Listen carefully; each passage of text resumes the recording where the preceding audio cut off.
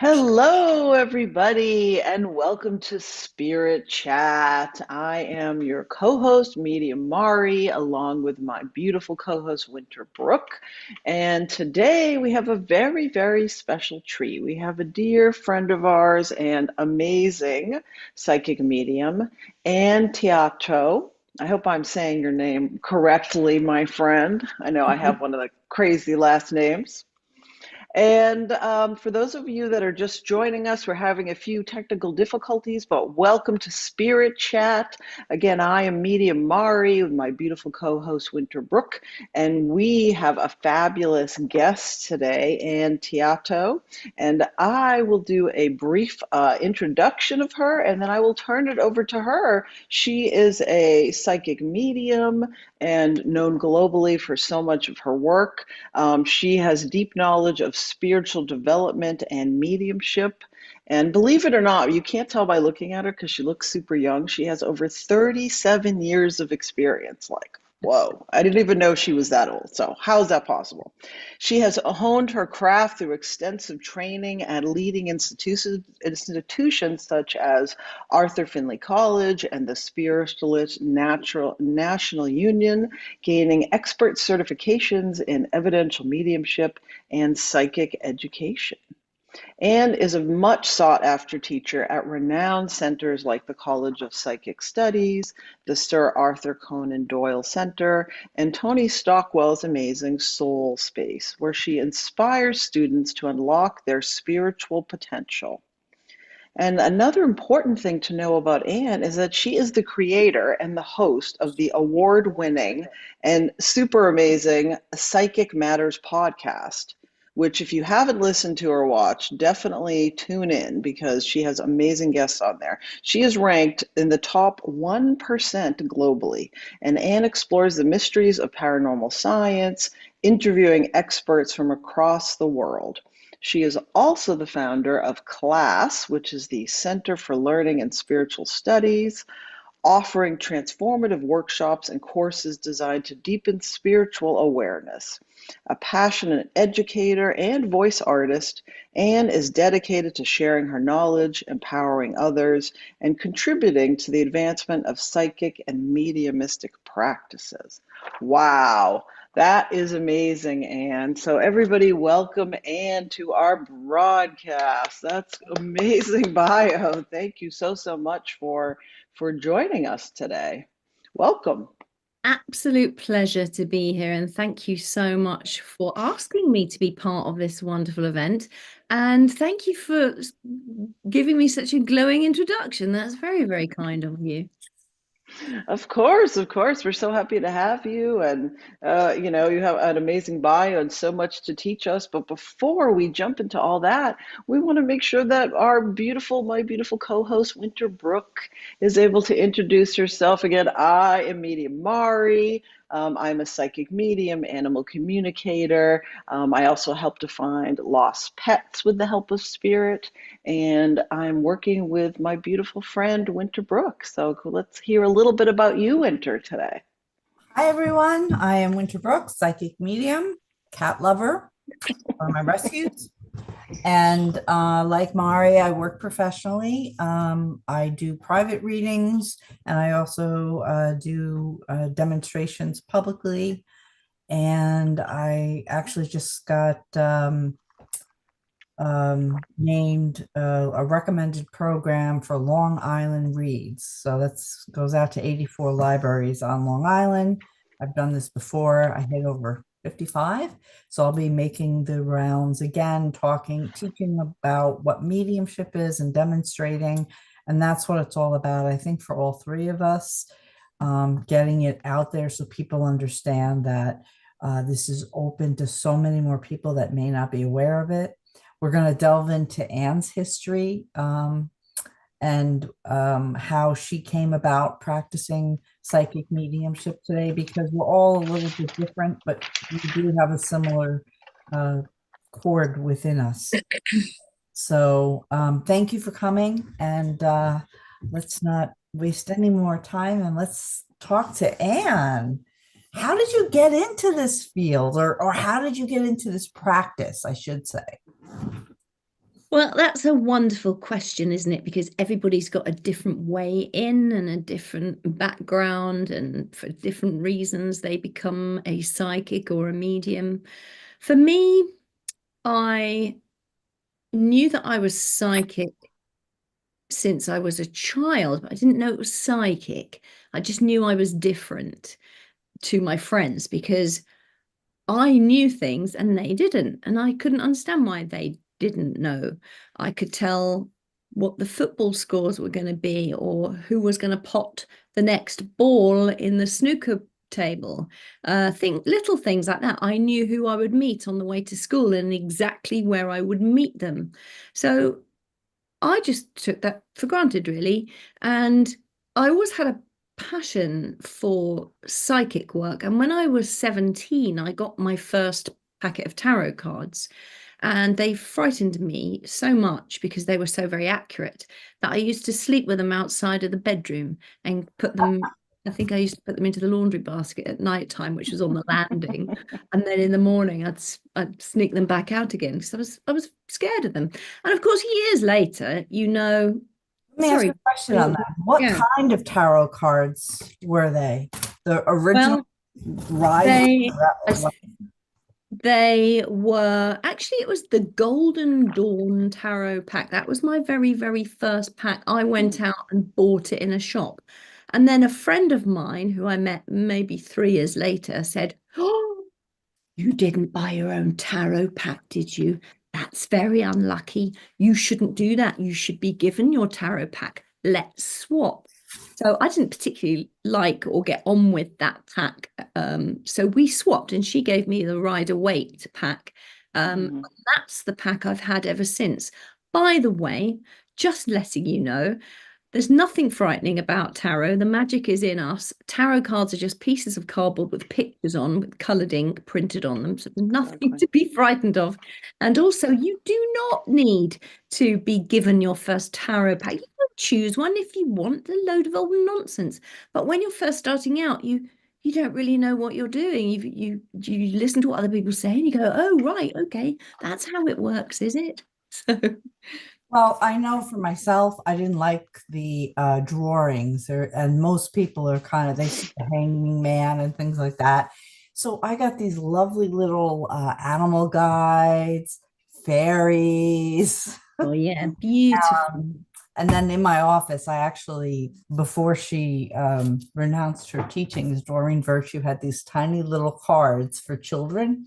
So I do have them out for the kids to pick, like on community days. They're very affirming statements. You are beautiful. If you're sad, talk to your parents, little things like that. So, Yeah, but I really. think part of the thing is you should encourage them to buy cards that are not necessarily the Rider Waite. Well, I love the Rider Waite, so I'm all about the Rider Waite, and I still read with that tarot pack. Now I've had them for a long, long time, and Yeah, but I think always do some my people are tarot reading. spooked by it, you So know. yes, So, well, of course, Winter, yes, because those images are strong, yeah. and yeah, and of course now we're very lucky because we've got so many beautiful packs to choose from. We've got oracle cards and soul cards and angel cards, and like you say, fair cards with fairies and elementals and all these different things. So you can choose a set of cards that sits better in your heart. Excellent. Absolutely. Yeah, no, that makes a lot of sense. And I have a similar story with the tarot. I think I was, excuse me, probably 15. And I went out and bought a set and I didn't really know. And I read somewhere that you had to buy like a special wooden box to keep it in and wrap it in a silk scarf. So I'm not sure whatever happened to those. Actually, I went looking for them and didn't find them. But I was also like, oh, what do I do with these? And I tried to learn them. And I since as well have sort of moved to the Oracle. I have two decks that's all I use. I have other ones, I just don't use them. But so you started with the tarot and you sort of started to work your way in. How did you move forward after that? What came after your exploration of the tarot? So, with the tarot and the exploration of that, I read for friends and family, mostly friends, because my family didn't approve. So, Mm-hmm. Really, it was friends. And I read for them for years and years and years. And the more I did it, the more accurate you become, of course. But Yeah, I just thought I had to learn the meaning of every single card. And there's 72 cards in a tarot pack, and there's so many you can't remember. right. By the time you've learned the 57th one, you can't remember what was on the second one. Yeah, It's just exactly. crazy. Anyway, I continued on with the tarot for a long, long time, and I really enjoyed it. And then, of course, I was always aware of the spirit world around me as well. But look, and I hadn't really realized again that that was a thing when I was a child. I just knew from when I was a toddler, I have strong, strong memories of me being in the pram and knowing that I am this incredibly wise being, and I'm looking out. I've got four eyes. I'm looking out through my little baby eyes, Yeah. and just knowing that I come from somewhere else, and it's strange being in this baby Mm. body. So that's an early memory that I've got. But through my childhood, I used to see, mostly in my teens, this happened. I don't remember in my childhood before being 14, 15, this happening. But when I was maybe say 13 onwards, I would walk down the road and I would see like a superimposed image of the road on top of the road. And I could see people walking along and cars driving along. So it was like a double vision. My eyesight wasn't, Hmm. but it was definitely spirit, what I was seeing with my spirit eyes, I suppose. So that sort of took my attention. And then when I was walking home from town one day with a boyfriend, he I could see these two ladies at the bus stop, which I always saw every time I walked past. And I said, look, they're there again, the skinny lady and the fat lady with the shopping. What ladies? What are you talking about? The ones at the bus stop. We're just about to walk past them. There's nobody there. What? And it was then I Mm. thought, oh, okay. Something's different about me. Why can I see this and other people can't? So that sort of opened out that aspect of things. And then it was very quiet. It was very occasional. And I lived through my early 20s. I became an actor and a voice actor, a voice artist, as they say, for a long time. And then in my 30s, it started to kick off my mediumship when I had my first child. That's when I really became Mm. aware of spirit around me. Wow. Wow, that's really interesting, the progression. And like you were saying, we all have our own stories, like my story is similar in some ways. I was very young and I remember being surrounded by angels and spirit and I was like 5 years old and to me that was just normal. Like, okay, like everybody must see these, people and like they're here. And then at some point you start to have that recognition like no, not everybody's seeing these things. And then, I don't know if this happened for you, but, there's sometimes that judgment put upon by society, by family, like, oh, like maybe there's something wrong with you, maybe you're crazy. What's going on with that? So there's certainly challenges to sort of moving through that space and recognizing that no, it's not in your head and that, we are connecting with the other world. It's just that not everybody has as a tuned in ability to be able to do that. That's right. That's right. What about you, Winter? Did you have what happened to you as a child? So as a child, I was wide open and I would interact with beings, Dodo, my little friend, and my parents just figured I had an imaginary friend and they said, leave it alone. Then I'd want Dodo to have sleepovers. And my mother would be like, well, we have to ask Dodo's mom. And I had to interpret for her. And they were sitting right next to me and they were saying yes. And I couldn't understand why she couldn't hear them directly. So Mm, um, then around first grade, I forgot all about it, just stopped doing it. And usually that's because you're starting to learn mathematics and other topics in school. So my home was Presbyterian. Now my dad would have a couple of beers and say he talks to God and God talks back. So I just left it that it was his few beers. But I'm wondering if he was speaking of spirit, of course, on the mm, other side. But I had a couple of strange incidences where I walked through the night before I found my uncle passed away, who was I was caring for. I kind of had that dream. Um, and a couple of strange things like that. Otherwise, nothing. And I wasn't exposed to it. Never even, I missed the whole John Edwards, James Von Prague's TV shows, that it was bringing it all out to the general public. And it really, there is some truth to that. The like attracts like. I went to law school, became an attorney, joined the Rotary Group, gave birth, had an office. And then around 2005, after I adopted my youngest child, strange things started happening.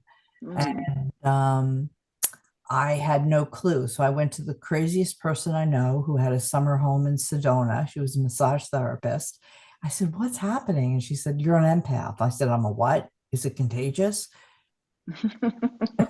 But and then from there, I went to the library, took out books. I did search, found spiritualist churches on Long Island, and eventually I found your fellow colleague, Tony Stockwell, teaching at Omega with James Von Prague, studied with Tony. That's how I met you. That's how I met Mari.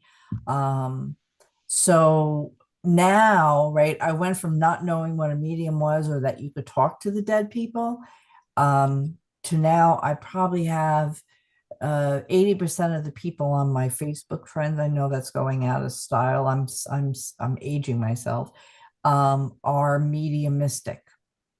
They may not be working professionally as mediums, but they practice mediumship with their own loved ones.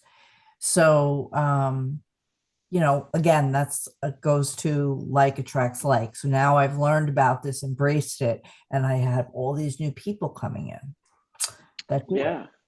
No, exactly. And it's interesting that you bring that up, Winter, because that is how all of us met and how I met you and Anne and Tony and all of those things. So back to your story, if we can a little bit, Anne. So you're doing these things, you're connecting with people, you recognize that, and then after you had your Oh, Winter oldest Brook, I'm on child, Winter Brook Zoom right now. yeah, we should probably mute everybody. That would be good. So yeah, Anne, so you had your first child, and then what happened? Did you immediately start training and working, or did you sort of take a breath, or like how did you go from, oh wow, I can do this, I have these connections, to having this amazing podcast and training, to be a minister with the spiritual union and all of these things? Yes. Well, so I had my son out of wedlock, naughty me, and his biological father disappeared and hasn't been seen since. So I was very much on my own, and of course I was from a very strict Roman Catholic background and was disowned as well. So it was a bit of a difficult time. Wow. And, I remember seeing very strongly in my head, well, I will never forget it. A spirit being would guard my son's bedroom, is all I can say. Guard it, be around him. And this spirit being was very, very tall. I felt he was male, a male presence. He had almost like a cloak on, very high boots. He was always dressed in black with a black circular hat with a circular rim and a black hat like this. Now, it sounds really frightening, but it wasn't frightening. I was a little bit perturbed because I wasn't quite sure what to do. I had no training. There wasn't an internet.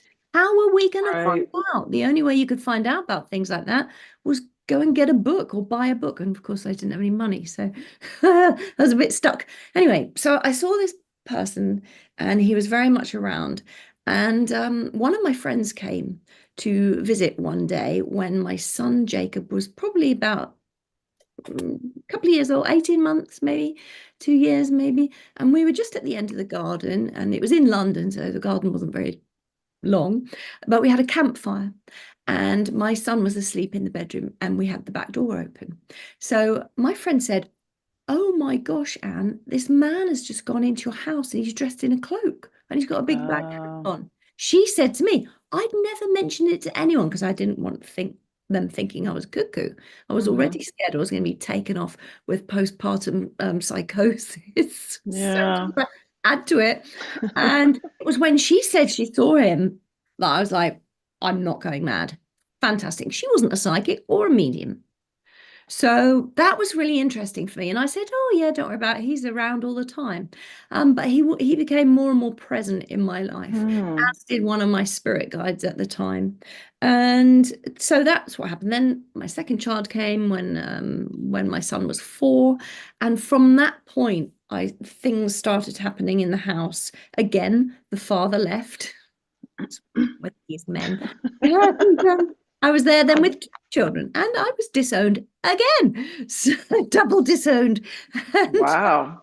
things Hey, were and power to the single moms. power Yeah, I to left really. my ex-husband when my single daughter was men. 3 months old, It was and I adopted my second child as a single mom when Sierra was 7, and I'm actually now trying to adopt another child, an older child. So wow. and I'm single, and I've always been single. So power Good to for you. That's you don't beautiful. need Yeah. a man. That's Yes. amazing. So you were telling us about it. So you have these 2 kids, you're seeing. So I'm curious, just to go back a little bit. The man, the spirit with the cloak and the whole thing. Is he still in your life? Did you figure out who he might be? And your friend that saw him, obviously, or her, must be mediumistic, because otherwise you're not seeing beings walking around like that. So, Yeah, that's right. It was really extraordinary. But that spirit being was around for many, many years and sort of disappeared really out of our lives when he was maybe 10, 11, 12, something like that. I can't remember, but it was around all of those younger years. And I used to be really scared because I could see him in the doorway. He took up the whole doorway, and I needed to go in and see my son, and I couldn't go through because there was this spirit being standing there. And I was just thinking, what am I going to do? But you know what it's like, mother's love, like you're like a tiger, right? Got to go in yeah, there. yeah, of course. He wasn't Yeah. there to cause any problems. He was there to give me support, but I didn't realize that.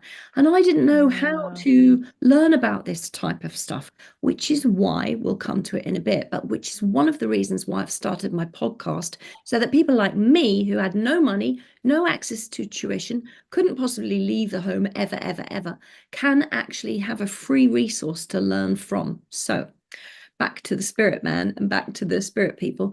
My daughter arrives in the world, beautiful, beautiful. I've got these 2 wonderful children, and we move house, and I'm in this new apartment, and things started to happen. Spirit people, I'm seeing shadow people out the corner of my eye. I'm seeing things flit across the room. I'm seeing animals. I'm seeing rats, spirit rats, walking across the floor. And I think I'm going absolutely bonkers until we go on holiday somewhere to Wales, and I see this spirit Labrador sitting by the fire, and it's black, not cream. And so I just thought, what is that? And if somebody found a history of the house, and there was a photograph of this black Labrador that used to sit by the fireplace. And so these things come to me and give me affirmation that I'm not going bonkers, that this is a thing, that I can truly, truly see these things, which is great. And then my children started telling me they could see things in the house. Now, Oh, I never spoke to my children about spirit beings because you don't want to scare them. I didn't know really how to handle it myself, let alone speak to them about the topics. But they used to say there's a woman who stands at the top of the stairs. My daughter would say, I'm talking to the woman at the top of the stairs. I'm like, what woman? And yeah. so she could see people I couldn't see. And then I'd be aware of this very, very old lady who would stand over her bed. You can see her with your spirit eyes, the way that we can if we're mediumistic, we can see the clairvoyance, the clear vision, the clear images that come to us. And so I could see these, so I could see all these spirit people, and things started to move. I would see pieces of jewelry in the house that I'd lost that suddenly arrived on the kitchen worktop, which I hadn't put there. It wasn't Right. before. So things like that. And there was lots and lots. So what did I do about it? What did you do about it? You're such an engaging storyteller. I'm like hanging on every word here. Oh, bless you. So what I did about it was I I went to out, I don't know how, but somebody babysat for me one evening, and I went to the local bar with a friend of mine, and a man came up to me, and I thought, oh, here we go. I'm out for the night. And he said to Child me, number 3. No, I'm I joking. know. Sorry. And the brood. No, weirdly, he came up and said the strangest thing. He came up to me and he said, hello, I hope you don't mind me coming over to talk to you. And I went, And he said, you're a medium. Mm. I know you're a medium and you need to go and study with Tony Stockwell. Wow. And what a strange thing for somebody to come and say to you in a bar, you know. So I said, well, how do you know I'm a medium? And he said, I'm the 7th son of a 7th son. And I know I'm a medium myself. You need to go and get training and train with Tony Stockwell. He said, but I've got to go now. Me and my friend are going off. He said, so remember what I said. Okay, bye. Drinking my drink, thinking, oh my goodness. Right. I'd never heard of Tony Stockwell. Now, at the time, Tony Stockwell was very big on the television. He was huge. He had shows on and he was doing all these different things, television shows. He was working in some of the big theatres. He still is, actually. But yeah, it was amazing. So when I looked him up and realised who he was, I was like, right, I'm going to go and get a reading from this Tony Stockwell. And if he tells me in that one-to-one reading that I'm a medium, then I'll believe I am. But I'm not going to believe some rando in a pub. Right. Fair. I thought that was, yeah. So that was my plan. So where can I find Tony Stockwell? He's doing consultations, one-to-one readings at the College of Psychic Studies in Kensington in London. Handy, because I lived in London. And I phoned them up. Hello, I'd like an appointment with Tony Stockwell, please. He's got a 6-month waiting list. You'll be very lucky to get a reading with him. Okay, but we do have an open day. Why don't you come to the open day? Okay, so I went along to the open day instead. And there I was, and there's a lady going, hello, would you like some raffle tickets? We're having a raffle in a minute. There's lots of lovely prizes. Would you like to buy a raffle ticket? And I was just thinking, I can't buy a raffle ticket because I don't actually have any money, and it's a bit embarrassing. But she kept asking, would you like to buy a raffle ticket? And in the end, just to sort of get rid of her, I thought I'm going to have to, because she's asked me 3 times now, and it looks really rude not to purchase something and try to support the college. So I had to give my little pound, which was for the laundrette, to the raffle person to get my little raffle tickets. And so and I never win raffles ever. But that day I did. The prizes were going, there was about 8 prizes, let's say. So the prizes were going, beautiful course with this tutor at the college, and that person went off with their prize, and the next person got their prize, and the next raffle ticket went, and so it went on until there were 2 prizes left. And it was my ticket that came up 7th, I think. So I went to the desk, and they said, there's only 2 prizes left. Which one would you like? And guess what one of them was? A private reading with Tony Stockwell. Ooh. And the 7th ticket from the 7th son of the 7th son of the... Yeah, awesome. From the 7th son of the 7th. It's mad. I love that. I know. But it was divine intervention. It was meant to be, you know. It was divine intervention. And just to finish the story off nicely, I had this private reading. I still had to wait about 3 months to get the private reading with Tony, but at least I had it in the diary. And I went to see him, and he gave me the most amazing information about my life. It was phenomenal, the reading. And I'd never been to a medium before, or a psychic, or anything like that. Yeah. And at the time, mercifully, I didn't have very many people in the spirit world. So he wasn't picking up so much on people in the spirit world, although he did 1 or 2, and they were phenomenal. And he gave me lots of information. But one of the things he said to me was, I can see you here in the College of Psychic Studies. He said, I see you here. He said, maybe not this year or next year, but I can really see you being part and parcel of the fabric of this thing. And fast forward, it did take 20 years, but I am now a teacher there myself. And funny, I became an assistant to Tony Stockwell as well in the years that followed. So it was quite an extraordinary quite an extraordinary thing. Yeah, so that's what moved my mediumship forward at that time, those synchronicities. Absolutely. And like I was saying, it's more than it's the synchronicities, but I believe it's divine. It's Yes. divinely meant and set up, and you were supposed to give them your last pound instead of going Yes. to the laundry and all of those things. And, often, in our lives, including myself, sometimes we do things that we don't know why we're doing them. We just feel like, oh, I have to do this. I have to go there. I have to see this person. I have to give my last pound. It's like, all right, I just better do it. I don't know why, but I need to do it. And that's because we can't see what's ahead of us. And, I feel like whenever you're getting those nudges from spirit, it's important to follow them. I mean, unless, you feel like I got to put all my money on red, you probably don't want to do that. But, in a casino, but if it's, other normal things that you're sort of being led down a path, then it's important to pay attention to them. And, had you not listened and had you not gone to the College of Psychic Studies and bought the raffle ticket and all that, you don't know where you would have ended up. So it's good that you Not here. followed the path. Yeah, absolutely. You wouldn't have been here. And I think Tony might actually be watching. I'm looking at my Facebook feed. I don't know if you're still on, Tony. Hi, Tony. Miss you. And so that was an amazing story. Yeah. And here you are today. And I know when I was giving your bio that you were talking about your Psychic Matters podcast. And Yeah. so we would love to hear about that also, because that really is phenomenal. For anybody that hasn't listened, take a listen, mark it on Apple Podcast, Spotify. I'm sure you're everywhere, because she has some phenomenal guests and you can learn so much about the psychic arts and mediumship and anything in the spiritual world, because she has a wealth of knowledge, and so do her guests. Oh, thanks, Mari.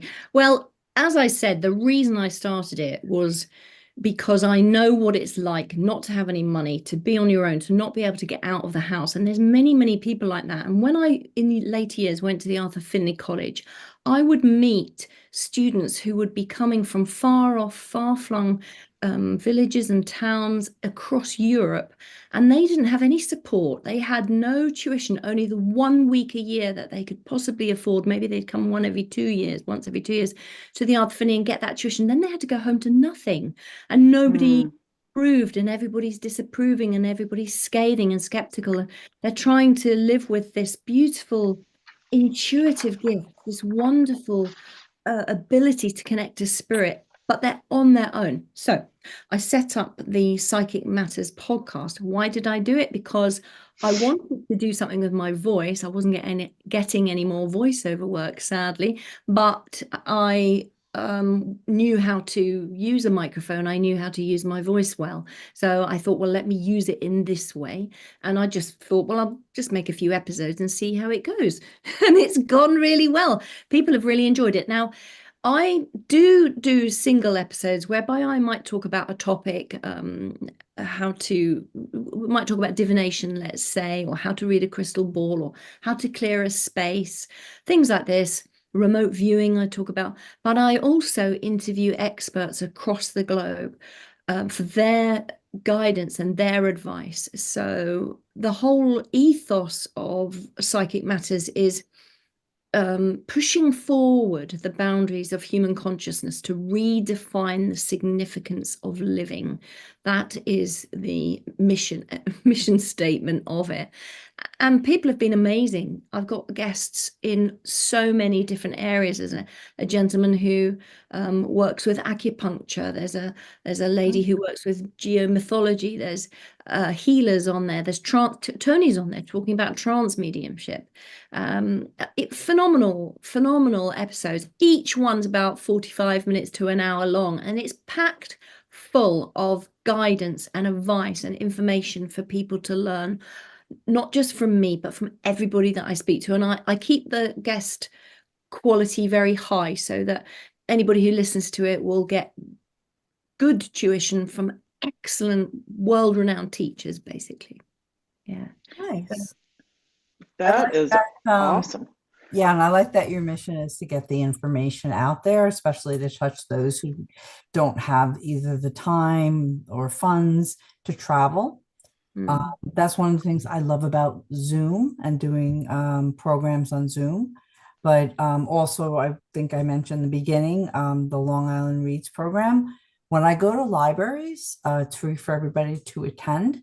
And usually about 60% of them have not seen a medium working in person. They might have seen something on television, but not the actual process.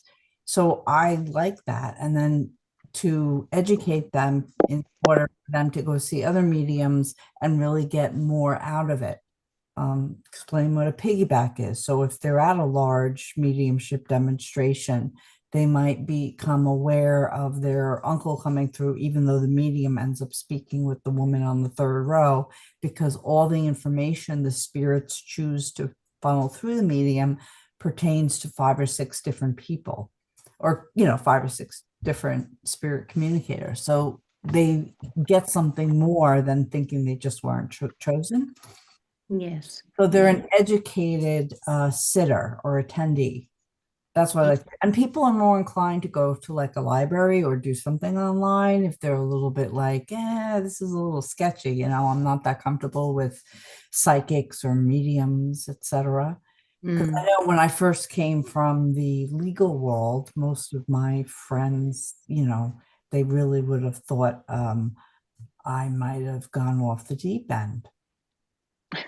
I That had already been a psych eval for an adoption. So I had that piece of paper that said I was sane. So I was like, well, I know I'm sane. But anyway. Well, I love Anne, how your podcast, which I didn't realize was really excuse me, a passion project for you. It wasn't, I thought you were like, oh, it'll be fun to make a podcast. I didn't realize that it really came from this deep place of service and wanting to put that information out to everybody. So that's really awesome. And I think because of you're so detailed and obviously all the technology, I've always been admiring you. I'm always like, how do I do this and how do I make this work? And you have everything figured out in terms of the technical aspects of it. And it's great that you've been rewarded because your podcast is super popular. It's really well done, and your guests are amazing. That you have such a wide variety of people to learn from, because everybody can learn. Nobody, I don't think should ever stop learning. And there's so many different avenues that all of us, even as mediums, can go down and learn about. Oh, wow, I didn't know this about, you said the geo-locating or the topic you were just talking about with the astrology. And there's so many different ways that we can look at things and expand our own knowledge and expand our own work and draw new things in. Oh, that sounds like a cool thing. Maybe I'll try that in my practice when I'm working with people. And that's Mm. important, to put that out there and let others know about it.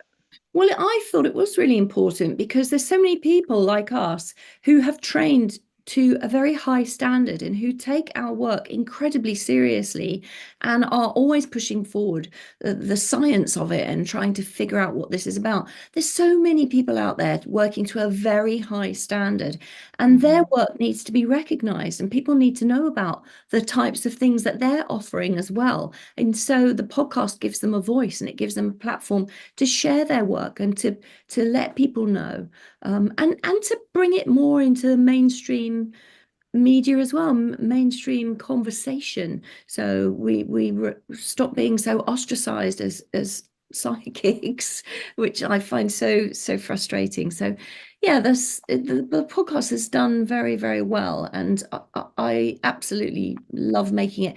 It takes an extraordinary amount of time to make each episode. It takes about 4 days, and I do everything. It's just me by myself. So it takes Mm. 4 days to make each episode, which is why I can only release one every 2 weeks, because I don't have the manpower to do any more. I would if I could, but it's going fantastically. So You're um, doing a fantastic job. So yay, you. Oh, thank you. Thank you so much. And if anybody's listening and wants to write a review, that really does help the podcast to move up the podcast charts as well. And if it moves up the podcast charts, it means it gets shown to more people. Therefore, more people will have access to all of the psychics and the mediums, the healers, and the communicators that are on there. So it's really important to leave the reviews. And I've just gone onto YouTube recently. So each episode is now on YouTube as well. And that's creating a little bit more interest. So yeah, it's good. It's fantastic. I'm so passionate about our work that I want to, talk about it all the time. So put it into a podcast. Well, absolutely. And I think also with your work and with the podcast, you're normalizing, Yes. are these gifts. You're normalizing, making it not like, oh, it's like a weird thing you do in the dark and people don't talk about it. You're putting it out there in a professional way, in a professional space, and allowing the world to listen and to learn about it and say, oh, well, maybe that's not so weird, or maybe that's kind of cool, or I have a friend like that, or so you're normalizing this space and this type of work, and that's really important to get the stigma off of the type of work that we do and any type of spiritual connection. And I think, in a sense, sort of elevating, the soul of the world here, because we're putting it out there and making it accessible and not so scary or so dark anymore, making people realize that we are all connected to spirit, and this is as normal as, drinking a glass of water. That's right. Yeah. So Good. I have a question. Mari and I are both very familiar with spiritualism. And I think there's a larger spiritualist community in the UK where you're from.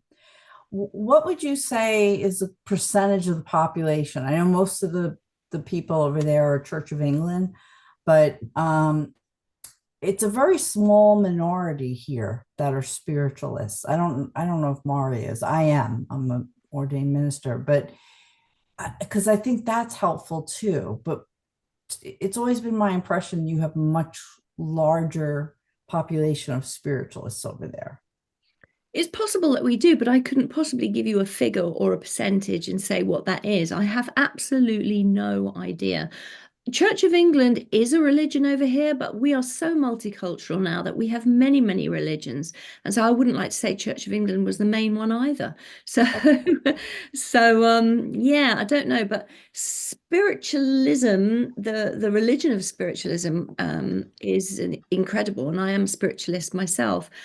Um, it's a beautiful, beautiful religion, and very much a part of my life. So there are more, I tell you what, there is more of here than in America or possibly in Europe, which is spiritualist churches and spiritualist centers. There's certainly many of those here.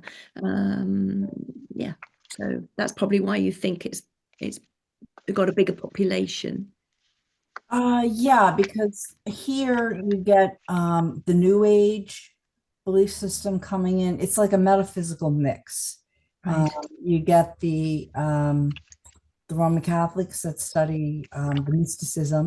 You get the Jewish that study what is it, the Kabbalah. Yeah, so I always was led to believe that there was like a lot more centers, spiritualist centers versus metaphysical. So over in the UK, which might make it a little bit more accepting, but I don't know for sure. That's why I figured I'd throw it out there. Yeah, I mean, there's definitely a lot more spiritualist centers and spiritualist churches here than there.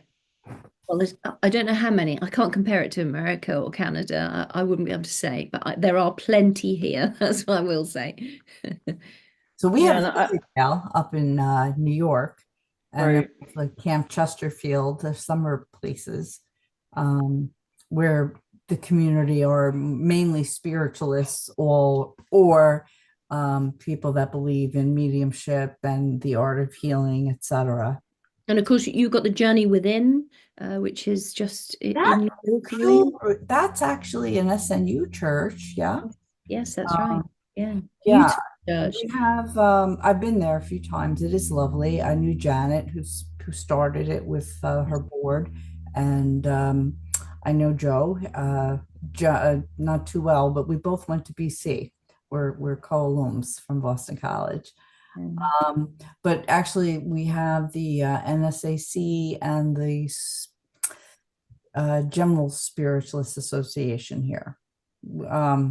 I tell you something though, Winter, sorry to cut over you there, but thanks to COVID, we didn't thank it when it was here, of course, but thanks to events that happened, we are all now living on Zoom, are we not? And many of the Spiritualist National Union churches, the Spiritualist churches, are now online. So you can, if you've got internet connection, go to a church service, a divine service, an evening of mediumship, which would take place online. So there is access now for people, which just didn't happen 4 or 5 years ago. So it's fantastic. I agree, because like you, when I was starting the journey, I went to the local library and pulled books out. I wasn't too savvy with the internet outside of using Lexis and Nexus for my legal research. So that, and I went to my massage therapist who had a second home in Sedona where they do all kinds of woo-woo stuff. Have you been to Sedona? Not yet. I'd love to go, but I haven't been as yet. It's intense. They have things called vortices, and I have had the blessing of meditating in the different vortex, and it's a different energy each place. I highly recommend a visit if you like metaphysical experiences. That's for everybody who's listening. I would like to go back there. It's been a few years, but yeah, and I definitely, it's a wonky kind of an energy. Very ET. Wonky energy. That sounds interesting. Wonky. So, every place is different. Have you noticed in your have you been able to travel more now that your kids are grown? Oh gosh, yes, it's fantastic. I just know that, like, go to Mexico, it's a very soothing, quiet, gentle energy. You come to New York, it's like, you know, if you're sensitive. Yeah. And that's kind of like just having the abilities or experience, you know, in everyday experiences, which I'm sure you address on the podcast, because people need to know how to, because sometimes they're opening without even being aware they're opening, right? Yeah, people, when you say opening, say more about that. What do you mean? I meant their abilities are reopening or opening. That's what I meant. What, to be intuitively aware of their surroundings? Is that what you're saying? Right. For example, when I was closed, I like to look at it as open or closed. So I was wide open as a child and interacting with the other side, closed it down somehow. And then when it started to reopen, it started with the empathy, where I was picking up my business partner's emotions from halfway around the world. I was sitting on a cruise ship. He was having an outburst, having witnessed a dog get hit by a car. And I felt, you know, and I didn't know what it was because phones were too expensive on cruises at that time. So I had to wait 10 days till I got back. And I was like, did you have an episode? And Right. So you feel it because you had that. yeah, so that's what I mean. In other words, I didn't know what was happening. And that's who you're trying to reach too, is a lot of people that are having the experiences. Well, yeah, I mean, the podcast itself,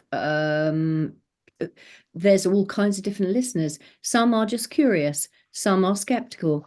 Many of them are psychics and mediums of all types of different training and experiences. So whether you've trained with someone like the Spiritualist National Union, or whether you've trained yourself by going to courses and diligently working, so places like the Arthur Finney College, etc., it doesn't really matter what path you've taken, but it's open. The podcast is very relatable for everyone in any stage of your development. So you could be a beginner or an absolute professional, but you will pick up so many things from your colleagues that are working on the podcast, or people that you've never come across before. You'll pick up really fascinating tips and insights from their work. So yeah, it's good. Awesome. Well, thank you. Thank you for doing this, because it's an investment of your time, your energy, your finances, and you know, it is needed. And both Mari and I know you're top-notch, ethical, seasoned, and downright great at what you do. So it's nice because, there are people out there that maybe shouldn't be teaching. Um, and you're not one of those. I hope not. No, no, highly recommend you and the learning that you're bringing through to everyone. Yeah, it's good. Good. And just a quick question, Anne, as I'm sitting here, do you still offer individual readings for anybody that's watching or listening? Do you still do one-to-ones? Yes, I do one-to-ones. I took them out of my diary for most of last year because my mother passed away in March 2024, and then I just needed to rest. I needed to recover from that grief and just take a little bit of time. And I didn't want to be feeling into other people's grief and processing my own. So I took some time out. But I've going back to them now this year, and I do spiritual assessments as well. So people come to me if you're a psychic or a medium and you're on your path of development. You can psychically tune into that and see where people are on their path and the types of things are being an obstacle for them, or the challenges that they're having, or the areas that they might want to move into. And then you can make some recommendations, teachers and books that they should read, and perhaps people they haven't heard of that they should really go and have a look at and study with. So yeah, I do those kind of readings as well. And I do private coaching, one-to-one private coaching. So that's really rewarding as well, just watching people progressing so beautifully when you've got that time with them to sit and fine tune and help them with all of these their intuitive knowing and their mediumistic skills is beautiful. So all of those things are available. Yeah. Wow, awesome. And so what if somebody wanted to book a session with you or coaching, what is the best way to get a hold of you? What's your website? Thank you, Mari. It's my website that's how you get a hold of me. Everything you can book directly on there. It's anntheato.com. So ANNTHEATO.com.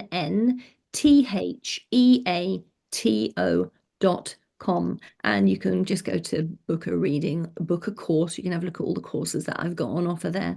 And the podcast is on there, will lead you to that. I also do something called the Mediumship Hour every single Tuesday, and I've been doing this for 4 years now. Again, it's a free resource for people who can't get to a spiritualist church, who would like to see good mediums working, and it takes place every single Tuesday of the year at 7 p.m. UK time, so 76543. That's 2 p.m. EST. Don't know what it is PST, but you could work it out. So 7 to 8 p.m. UK time, and it's 1 hour of mediumship. So I take half an hour and I invite guest mediums from across the world to work with me, and they take the second half hour. So again, I work with top people who have had top training or have got really super skills. So you will get some beautiful messages from your loved ones in the spirit world. It's purely mediumship. We don't do psychic readings. We do mediumship where we use our eternal consciousness to connect with the eternal consciousness of spirit people, people who used to live here but are now in the spirit world, and we bring through messages for their loved ones in the room. So that's a free resource. Again, on my website, you have to sign up and to get the Zoom link each week. And we've had to ask people for their email to send them the Zoom link because we used to put it on, well, I used to put it on my website, and then we got Zoom bombers and difficulties and people just taking advantage. So now I've had to put it as a subscription, but it's still free. So yeah, that's something people might enjoy. Mari and Wow, I had a Zoom bomber once. yeah, that was, She I missed don't it, know, but I these was these freaking out. people, yeah, Disconcerting. that was not great, but but I No. have to commend you for you're doing, so much work to try to help people for no cost, the podcast and the mediumship hour and just sort of putting yourself out there and making so many resources available. So bravo to you, because like Winter was saying, it's a lot of effort, it's a lot of time, and I know you've been doing the mediumship hour for quite some time, every week. Yeah. So that is amazing, I'm sure, and I'm sure you've heard from many people how much they appreciate it because you can just turn on your computer and boom, get a reading from somebody across the pond or wherever your guest might be, and Yeah. that's a really valuable resource, especially nowadays when money is very tight for a Yeah. lot of people. I think it's a valuable resource, and I think it's good because the quality of mediumship is so high. And what else was I going to say about it? It's outside of a religious organization, so it's not a church service. We don't have hymns, we don't have philosophy or anything like that. It's just pure mediumship, and we can do it in the way that we want to do it. So we can be quite experimental with it, but still at a very, very high standard. So it's beautiful. Yeah, it's really lovely. Again, passion project of mine. Absolutely. You have quite a few of those you've Yeah, told well, us it's about. giving Yeah. mediums a voice, isn't it? It's giving us all a voice, and getting our work out there and getting our work shown in the way that it should be. So I think that's fabulous. Well, I Absolutely. think I'm fabulous. No, I think it's fabulous to get our work out there. No, 100%. And in a professional way. It's not like, you know, so many ways that we're portrayed in the media as, you know, riding around on magic carpets or, you know, kind of crazy ways. This is Yes. in a professional environment, professional medium. So people can recognize that, you know, it is a real service. It's not, you know, for entertainment purposes only.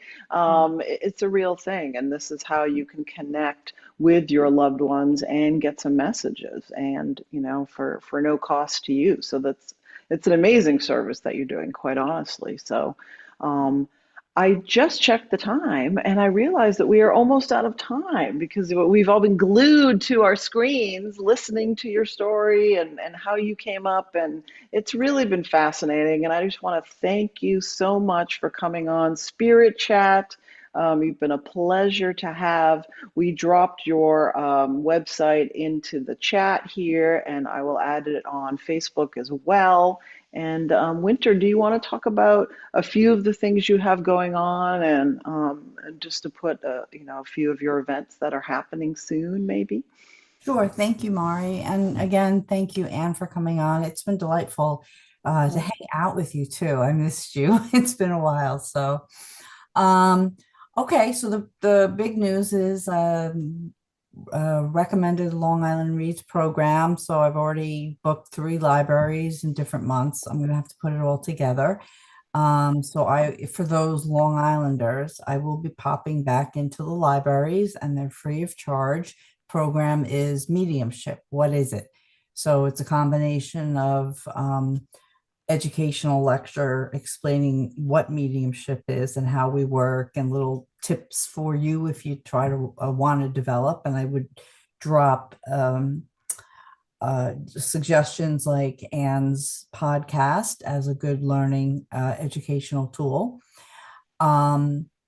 Then secondly, I have a psychic development mentorship I'm doing with Lori McKeo Smith, and we are starting Sunday. It's going to be, I think it's about 700. It's a little expensive, but there's 18 classes. It'll be a monthly lecture, 2 teacher-led practice groups with additional material that's covered each month. So it's 18, so it really doesn't come out too bad, but it's really going to focus on the psychic end. We will touch a little bit on mediumship because I know students like that, but a good foundation in psychic is very helpful to your mediumship practice. So it'll cover everything from ethics to one of my favorites, remote travel, remote viewing, astral projection, aura reading, all kinds of neat stuff. So that's about it. I'm going to be pretty busy between doing the DEMS and the class. How about you, Mari? You got some really cool things coming up? I have a few things coming up, but I first wanted to ask Anne. Anne, is there anything particular you want to tell our viewers about? I know we've been getting in depth about your story, but is there any cool classes or things that you have specifically you'd like to tell our listeners about? Well, thank you. It's really kind of you. I'll keep it quick, but I have just launched a new course called the Royal Court, which is on demand. So you don't come into a live class. You Wow. just go to a place on my website and you learn it in your own time. And it's how to read the court cards in the tarot, because I always used to find them really, really confusing. But I've based it in history. So we're going back into medieval castles. So we're taking an immersive look at what it was like living in castles back in the day. What were the smells like? What could we hear? And what is the job of a king and a queen and a knight and a page and a squire? And what do they all do?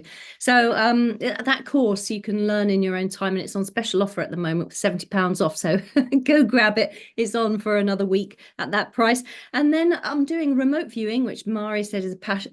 Winter said is a passion of hers. So I've got a remote viewing 6-month course, which starts on the 28th or 29th of January, I think. So I'm really looking forward to teaching that. And I've got this fabulous course, which I'm so excited about, called The Traveller. And we're doing consciousness travel. So we're looking at astral projection, Winter. We're looking at future life progression, past life regression, life between lives, and we're using fragrance. So I got all these beautiful essential oils this morning, myrtle and galbanum, and all these different unique sacred oils to use during my consciousness travels. And I'm part of the class as well. Although I'm leading everybody, we're all going through the experience together and journaling our findings. So yeah, that's what I'm up to. Yeah, fantastic. So Well, just a quick story, Mari, and then we want to hear what your events are. You know, I had to get involved with astral projection because my youngest daughter, if I went away or if I went to class, I went to mediumship circle with a reverend a half hour away on Long Island after she went to bed and there was a babysitter, she'd show up flying in the room. I went to California to study pastoral skills with the NSAC, and all the clairvoyants are seeing her flying around. I went to a conference with the NSAC in Texas, and they're seeing. So I'm leaving my daughter with a babysitter, and she's flying out of her she's body. following you around. That's so sweet. Remember how you were nervous about the strange guard that came from Spirit for your son? I'm like, oh my God, Dr. Spock doesn't cover this. And then no, it's not in the manual, is it? No. And I was like, oh, what could happen to her trying? Because I understood she was tuning into where my energy was and flying to me. But I learned real quick how to do that because I was worried about my daughter. That's funny, isn't it? Brilliant. Wow. Mari, please, I know you have a couple of really cool things coming up.